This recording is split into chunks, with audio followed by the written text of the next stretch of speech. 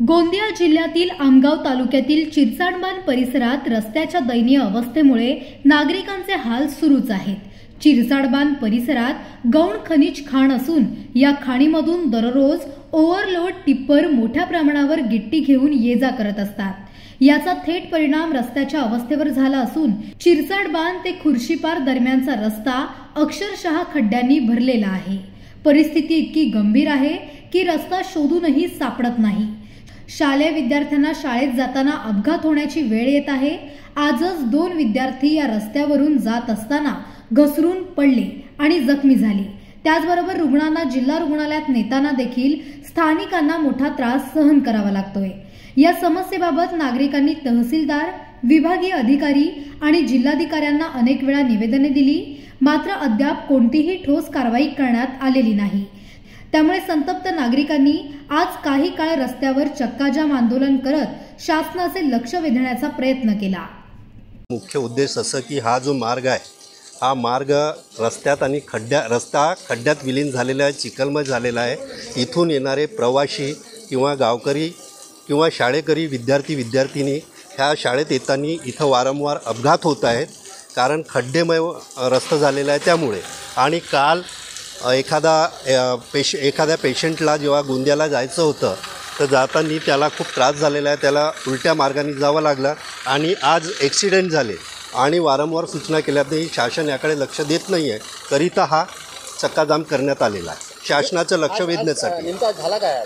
नेमकं म्हणजे 4-5 लोक पडले तिथं खड्ड्यामध्ये आणि जनता त्यामुळे रागाभरात येऊन जनता आणि आम्ही सगळं चक्काजाम करण्यास प्रवृत्त झालो। पुढील भूमिका काय रस्ता बनला? पुढील भूमिका जर शासनाची याकडे 5 ते 8 दिवसामध्ये लक्ष दिलेलं नाही, वेधलं नाही, तर आम्ही आमरण उपोषण किंवा आक्रोश आंदोलन करण्याच्या भूमिकेत राहणार। मला फोन आला होता कलेक्टर ऑफिसमधून की असं झालं आहे, चक्काजाम केलेलं आहे लोकांनी, तर रस्त्या संदर्भात चक्काजाम केलेला आहे। मी त्यासाठी आला आहे आणि आमचे पोलीस निरीक्षक साहेब राणेसाहेबांसुद्धा आले आहे।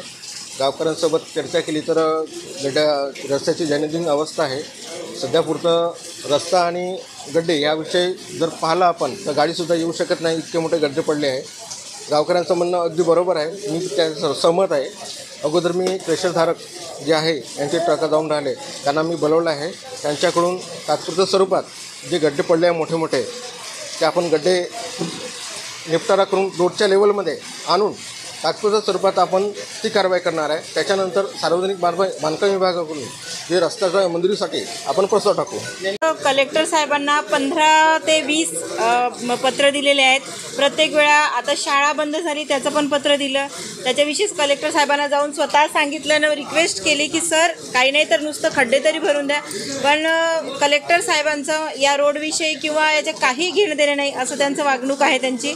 आम्ही उपसभापती साहेब आणि पूर्ण आमचे जिल्हा परिषदेचे अध्यक्ष आणि संपूर्ण सदस्य मिळून आम्ही गेलो, जाऊन कलेक्टर साहेबांना विनवणी केली, कमीत कमी तुम्ही ह्या जे गाड्या चालतात टिप्पर त्यांच्या ओनरला तरी सांगा की ते फक्त खड्डे एवढे बुजवून देतील, GSB टाकतील आणि त्याच्याने फक्त गाड्या तरी चालू शकतील, एवढं तरी करा अशी रिक्वेस्ट केली। पण त्या कलेक्टर साहेबांच्या कानावर म्हणजे आवाज गेला की नाही माहिती नाही। सगळ्यांच्या समोर तर बोलले की नाही मॅडम म्हणे मी करतो काहीतरी, मी बोलतो काहीतरी करतो त्यांच्याशी, पण त्यांनी काहीही केलेलं नाही। आता हे जेवढे अधिकारी इथे राहिले PI साहेब, मागच्या वेळेस पण मी चिखल फेको आंदोलन केलं, त्याच्या आधी आता दुसरं एक आंदोलन केलं, आता हे तिसऱ्यांदा कलेक्टर साहेबांना पत्र दिलं आणि आता माझ्या 27 तारखेला आमरण उपोषण कलेक्टर साहेबांच्या ऑफिसच्या समोर करायचा विचार आहे। संपूर्ण शाळेचे विद्यार्थी, संपूर्ण गटाच्या महिला आणि त्याच्यानंतर पूर्ण 7 गावाचे सरपंच असं सगळ्यांचे आमचं आता प्रयत्न चालू आहे की 27च्या नंतर, कारण 27ला आमचं ट्रेनिंग आहे पुण्याला, त्याच्यामुळे आम्ही 27च्या नंतर आमरण उपोषणाला बसणार आहोत।